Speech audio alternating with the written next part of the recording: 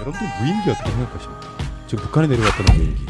만약에 무인기가 그 정도 성능이 되면은 사드보다는 빨리 무인기를 도입해야죠. 그렇죠. 그 왜 사드 같은 거를 쓸데도 없는 사드를 그렇게. 지금 무인기가 날아왔다는 거리가 270km예요. 왕복하면은 540km. 그러다가 돌아가다가 강원도 인제 산속에 추락했다는데 그게 무인기의 크기가 2m 정도 됩니다. 제 키보다 조금 더 큰 정도의 사이즈예요. 어떤 연료를 담아왔길래 가장 궁금해요. 그리고 북한에서 그게 원격 조정이 가능할지. 뭐 그 국방부 발표로는 뭐 이렇게 자동 운행 시스템인 것 같다 뭐 이런 식으로 이야기하더라고요. 그러니까 그러면 연료는 뭐야? 급유해주는 또 다른 비행물체가 있었나?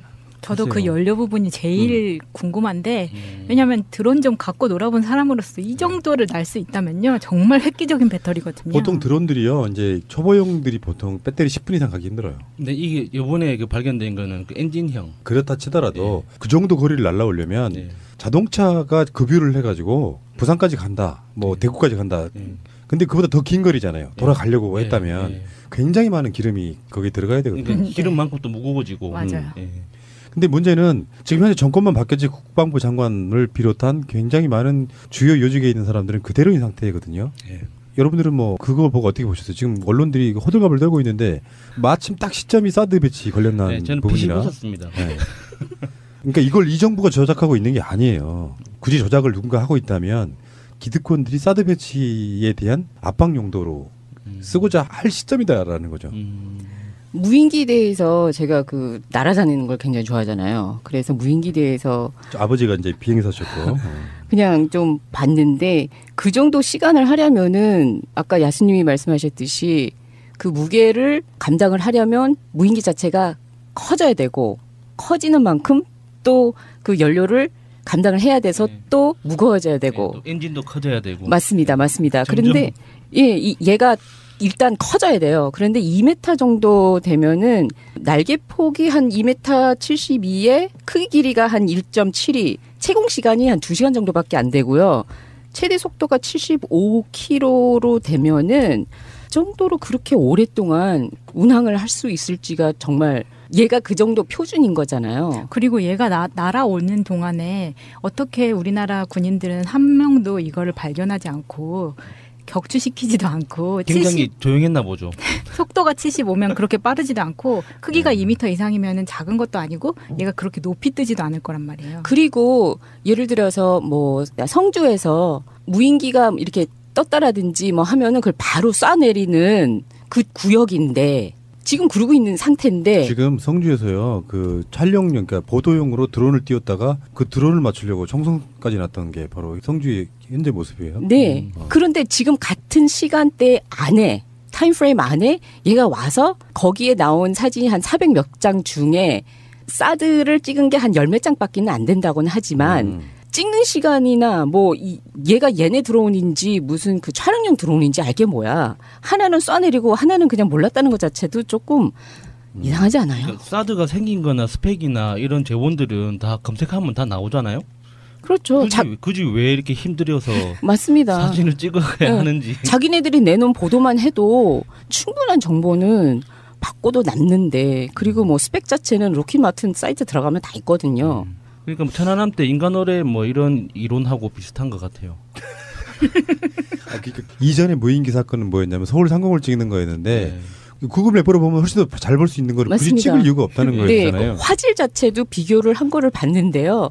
위성서 찍은 거와 무인기에서 찍은 거하고는 그냥 비교를 할 이유도 없을 정도로 화질도 나쁜데 굳이 그 타이틀 북한 무인기를 이렇게 달고 난 다음에 이런 공포를 조성을 한다는 것 자체가 정말 웃겼어요. 근데 다들 사진 보셨겠지만 제가 만들어도 이것보단 디자인을 잘했을 것 같은데 너무 허접해요.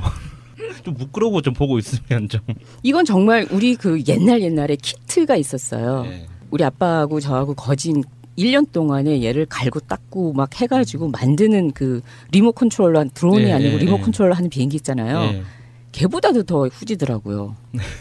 예를 들어 사진상으로 보니까. 그러니까 사드 그 찬성론자들 논리대로면은 사드 레이더로 그럼 이런 무인기를 탐지할 수 있다는 거네요. 라고 지금 그 틀을 만들고 싶은 건데. 이런 거 막아내려고 사드를 도입해야 된다고요? 그러니까 문제는 지금 그 레이더를 가지고 들어오는 게 지금 큰 문제가 되는 거잖아요. 근데 지금 들어오는 것보다도 더 강력한 레이더가 필요하다는 그 틀을 지금 만들고 싶어가지고 지금 온갖 그 억지를 부리는 거 아닌가라는 그 느낌을 받았어요. 제가 이거 처음 접했을 때 웃었어요. 한국 기사는 아직 안 났는데 그 미국 쪽에서는 굉장히 많이 때렸었거든요. 그래가지고 아 진짜 놀고 있네. 그러니까 국방부가 저번에 무인기 사건 났을 때 쉴드 쳤던 게 있어요. 북한과 맞다고 쉴드를 치는 거야. 마치 북한 대변인들처럼 북한의 무인기 기술을 엄청나게 자랑해줘야 되는 것처럼 그때 나왔던 여러 가지 이야기들 중에는 이런 게 있습니다. 시속 100에서 120km 정도 날아갈 수 있는데 최대한 그 사람들의 쉴드를 받아들인다고 쳐도 최대한 날아갈 수 있는 거리가 220km 정도 돼요. 그러니까 지금 아까 말한 것처럼 북한 최전방에서 성주까지 270km예요. 네, 편도로. 네. 편도. 그러니까 합치면은 500km가 넘는 거잖아요. 맞습니다. 다수의 전문가들은 그런 얘기를 하고 있는 거예요. 다른 걸 떠나서 그 무인기 그 용량으로 어떤 연료를 담았는지 모르지만 200km 정도 이상 날아갈 수 있는 기술은 이 지구상에 존재하지 않는다. 만약에 그런 기술이 북한이 가지고 있으면 우리는 빨리 항복해야 돼요. 잘못했다고 그냥. 아니 그런데 저는 굉장히 불편했던 게 한국 기사들이 다 이렇게 보면은요 북한을 이럴 때마다 정말 신격화를 만들어 주는 거예요. 거의 뭐 신의 기술 수준으로 만들어 놓고 이거는 2014년도 기사인데요. 그때도 이미 국방부가 이 발표에서 가장 큰 근거로 삼는 것은 이 무인기는 GPS로 한다는 거예요. 그 기술이 벌써 북한은 가지고 있고 이 사람들이 이만큼이나 앞서 왔다는 것을 계속 때리고 있고 이번 2017년도에서도 그때도 이랬는데 지금은 얼마나 더 많이 발전을 했겠니? 그러면은 지금까지 나온 거에 종합을 하면 네. 270km를 지가 혼자 정확하게 그 지점까지 날아가서 명령 수령 데이터를 가지고 그리고 나서 성주에 있는 사드 골프장을 찍고 다시 돌아가다가 무슨 이유에서인지 강원도 인제에서 추락했다. 어랄라. 네. 피곤했나 봐요. 근데 잘 보면 그러는 거 있잖아요. 국회에서 계셨던 분이 옆에 있기 때문에 일반인들의 음모론이 어쩔 땐 좀 황당해 보일 때도 있겠지만 대부분 다 이런 것들은 다 합리적 추정인 근거에 의해서 이야기를 하는 거잖아요. 그러니까 국회에서도 보면 이런 어떤 특히나 이제 북풍 관련한 이런 어떤 조작으로 의심되는 사건들이 발생하면 그런 것들이 이제 사회적 이슈가 되면 국회의 보좌관들이나 국회의원실 반응은 주로 어때요? 황당하죠. 근데 왜 말을 안 해? 기자회견을 해갖고 알려야지 사람들한테. 그 전문성이라는 게 우리가 이제 그 누군가가 저 사람이 전문가다, 국방위원회에 소속돼 있는 국회의원이니까 국방 문제에 대해서 전문가다 이렇게 생각을 하는데 실제로는 전문가가 아니잖아요. 당사자들이 알거든요. 그러니까 자기가 어디까지 이 그 발언했을 때 팩트를 어디까지 자기 스스로를 신뢰할 수 있는지 확신이 없을 때는 그냥 직관적으로 아 이거는 말이 안 돼라는 그 이상으로는 이야기하기 힘들어요. 그래서 그런 그 정보를 뭐 기관에서 제출을 하는 것도 아니고. 알겠습니다. 다른 건 몰라도 우리가 합리적으로 의심할 수 있잖아요. 국방부는 또 열심히 쉴드를 칩니다. 왜냐하면 북한 컷이 확실히 해야 되거든요. 마치 저는 그런 게 생각해요. 그 기술은 천안함을 폭파시킨 직접 맞추지 않고 바로 밑에서 폭발해서 물의 압력, 버블로 천안함을 쪼개는 것과 똑같은 정도의 대단히 훌륭한 기술이라고 보고요. 빨리 북한에 사람을 파견해서 그런 기술들을 우리가 좀 가져와야 되지 않을까. 그렇죠. 이게 배울 게 너무 많아요. 해킹 기술도 배워야 되고, 그렇죠. 무인기 기술도 배워야 되고, 버블제트도 배워야 되고, 핵무기 개발하는 것도 배워야 되고. 뭐 배는 뽀쓰는데 거기에는 형광등은 멀쩡할 수 있다는 그런 기술은 정말 배워야죠. 조선일보의 인간어뢰 그건 참 히트였다. 아 진짜 히트야. 사람이 요리를 타고 가서 배를 받아버린 뭐 그런 기술이었고요. 그리고 이제 지금도 기억이 좀 먼뜻 나는 것 중에 하나가 아래 한글 폰트로 북한 무인기라고 해서 거기에 그 기종의 개요가 적혀져 있는 그 표딱지 이런 게 있어요. 라벨 같은 게. 그게 근데 거기 아래 한글로 인쇄가 돼 있는 의혹도 제기하고 막 그랬었는데 마치 1번과 같은 거네요. 그렇죠. 1번과 같은 거죠. 국방부 사람들 참 시대가 어느 시대인데 애쓴다. 다른 걸 떠나가지고요. 그 기술적인 건 떠나가지고 시점에 있어서 사드 배치가 굉장히 좀 어떻게 보면 지금 당장 배치되는 것까지는 어려워진 상황에 사드 배치 초반, 그러니까 지금 다시 형성되고 있는 여론이 있잖아요. 환경영향평가에 보고 누락인 해서 초반에 뭔가 분위기를 잡으려고 하시는 분들의 아주 훌륭한 업적이 아닌가 싶고요. 저는 제 개인적으로는 그 무인기 자체는 북한에서 왔을 가능성이 있습니다. 멀리 가지 못하고 전방 어디인가 떨어져 있는 거를 회수해가지고 그것을 다른 용도로 쓰고 계시는 분들이 있지 않는가라고 생각을 해보는 거죠. 국방부나 이런 육해공군에 가면은 북한이 쓰다가 놓고 갔거나 떨어뜨렸거나 분실했거나 하는 것들 꽤 많이 갖고 있어요. 그런 것들 왜 어떤 특정 부대 창고에 가면은 북한에서 날렸던 무인기 같은 거 수도 없이 많이 아마 보관돼 있을 거라고 생각이 들어요. 그런 것들이죠 뭐. 문재인 정부에서는 안 통한다. 우리가 그들이 뭔가 조작들을 했지만 팟캐스트 같은 것들을 통해 가지고 그 음모론 비슷한 걸 제기하면서 욕도 많이 처먹으면서도 끝까지 우리는 인정할 수 없는 거 있잖아요. 무인기가 성주를 찍고 다시 돌아가다가 휴전선 근방에서 아쉽게도 고지를 앞에 남겨놓고 떨어지는 그 불행한 사태를 어떻게 이해할 수 있어요? 무인기 이야기였어요. 얘가 그 정도 표준인 거잖아요. 그리고 얘가 날아오는 동안에 어떻게 우리나라 군인들은 한 명도 이거를 발견하지 않고 격추시키지도 않고 굉장히 조용했나 보죠.